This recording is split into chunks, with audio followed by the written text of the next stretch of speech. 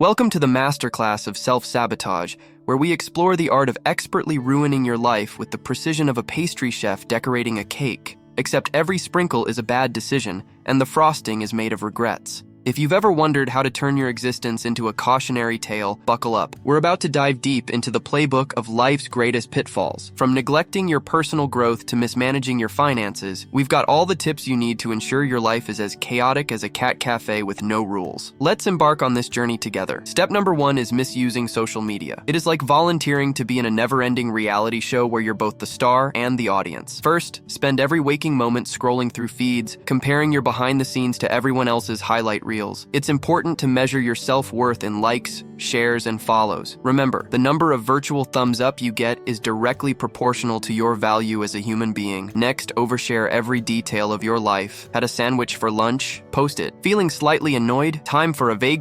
passive-aggressive status update that worries your aunt but intrigues your ex. Your privacy is less important than potential internet points. Don't forget to engage in every online argument you come across. It doesn't matter if it's about politics, the correct way to hang toilet paper, or the latest celebrity gossip. Your opinion is crucial, and changing someone's mind over the internet is definitely possible and worth your time. Also, curate your life to look perfect. Spend hours taking a candid photo of you laughing at nothing. Your life must appear flawless. Finally, let FOMO guide your life. See friends hanging out without you? Feel bad? Notice a party you weren't invited to? Feel worse? Social media is there to remind you that everyone is having more fun than you, always. By misusing social media in these ways, you're not just ruining your life. You're doing so while convincing yourself and others that everything is just fine. It's a masterclass in how to feel disconnected in a world more connected than ever. Step number 2 to quickly ruin your life is by neglecting your health. Why go green when you can go greasy? Vegetables are overrated. Burgers, fries, and anything deep fried should become your new best friends. Think of your sofa as the best place to be and forget about exercising. That's for people who have too much time on their hands. Also, don't bother getting enough sleep. Staying up late watching shows or playing games is much more fun. How else will you get those bags under your eyes? Remember to not drink water when you can have soda, coffee, or energy drinks instead. Let stress be a big part of your life. It keeps things interesting. And don't worry about going to the doctor for checkups. Regular checkups are for cars, not people. If something feels wrong, just hope it goes away on its own. By following this, you're not just fast-tracking to ruin your health, but you're ensuring the journey is as reckless as possible. Disregarding your passion is another express lane to ruining your life. Imagine having something you love doing,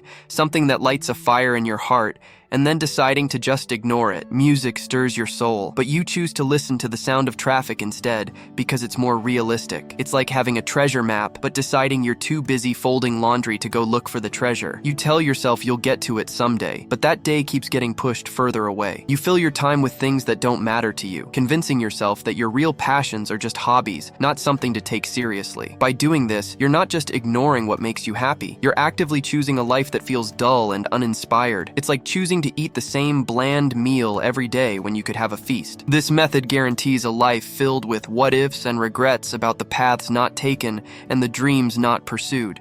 Fourth step is not caring about learning or getting better. Think of learning as boring as watching paint dry. Be proud of not knowing stuff, even when it's easy to find out. Don't bother getting better at things or learning new skills. Believe that your qualities are carved in stone. This way, when faced with a challenge, you can give up immediately, secure in the knowledge that it just wasn't meant to be. Don't make friends who could help you. It's easier to be alone. After all, burning bridges is much more fun than building them. When people try to give you advice, ignore it, thinking they're just criticizing you. And remember that the comfort zone is where dreams go to die, so make sure you stay firmly within its boundaries. Avoid risks and new experiences at all costs. After all, why try something new and fail when you cannot try it all and still fail, but without the hassle? Next is entering and staying in toxic relationships, which is like choosing to wear shoes that are too tight just because they look good on the outside. It's a surefire way to ruin your life. First, find someone who completely disregards your feelings and boundaries. It's important they make you feel like you're always walking on eggshells. This way, every day can be an exciting guessing game of what mood are they in today. Then, make sure there's plenty of drama. A relationship without constant arguments, jealousy, and misunderstandings is just too plain and boring. You wouldn't want to miss out on the adrenaline rush that comes from never knowing what small thing will blow up into a huge fight. Don't forget to isolate yourself from friends and family. They might try to convince you that you deserve better,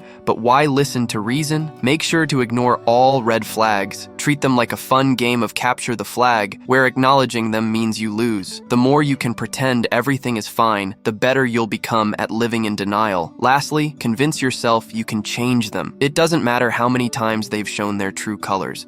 Believe that your love is powerful enough to transform them into a completely different person. By embracing toxic relationships, you're not just ruining your life, you're also getting a front row seat to a drama that you're both directing and starring in. Next step is financial irresponsibility. Think of it in this way. You decide to navigate a ship with a map to Treasure Island, except you're using the map as a napkin instead of following it. Start by spending money like you're in a race against time, and the prize for finishing first is an empty bank account. Whether it's on things you don't need or can't afford, the key is to make sure your purchases are as impulsive as possible. Remember, planning and budgeting are just fancy words for ruining the fun. Next, embrace debt like an old friend you haven't seen in years. Credit cards are not just plastic. They're magic cards that let you buy now and forget later. And if one is good, several are better. The more the merrier, right? Just think of interest as the cost of having a good time. Never, under any circumstances, save money. Savings accounts are where fun goes to die. Instead, live in the moment, because who knows what tomorrow brings. Besides,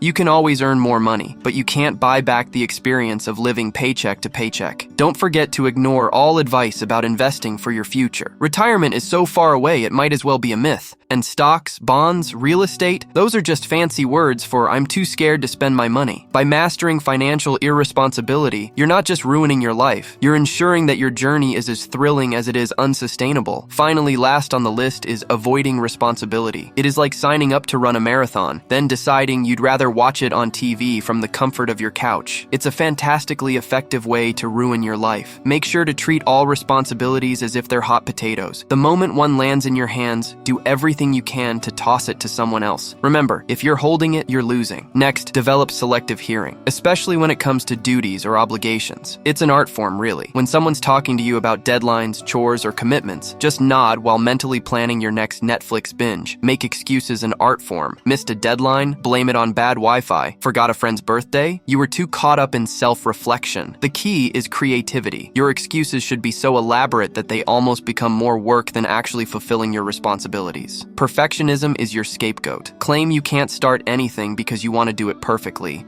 And since perfect conditions never arrive, neither does your effort. It's a perfect loop of inactivity. Procrastination is your best friend. Embrace the mantra, why do today what you can put off until tomorrow? Better yet, why do it this week when next week is also an option? Lastly, always aim to fly under the radar. If you don't attract too much attention, maybe nobody will notice that you're not actually doing anything. It's like being a ninja, but instead of fighting, you're avoiding. By perfecting the art of avoiding responsibility, you're not just ensuring a life of minimal achievement and maximal stress when the consequences catch up. You're also setting yourself up as a cautionary tale. Congratulations, you've now graduated from the School of Hard Knocks with a PhD in how to quickly ruin your life. Remember, it's not just about making mistakes, it's about turning them into a habit. Dive into the chaos, get lost in the confusion, and enjoy the wild ride of ignoring every chance to do better. Think of this guide as your map to wandering off the path of good choices. Cheers to all the odd turns you'll take, the strange choices you'll stand by, and the stories that'll make people shake their heads. May your life be full of moments that make others wonder why, and may you stay true to avoiding making anything better. After all, why reach for the stars when you can dig around in the mud of bad decisions? Here's to embracing a life full of regrets with open arms, because who needs to worry about fixing things?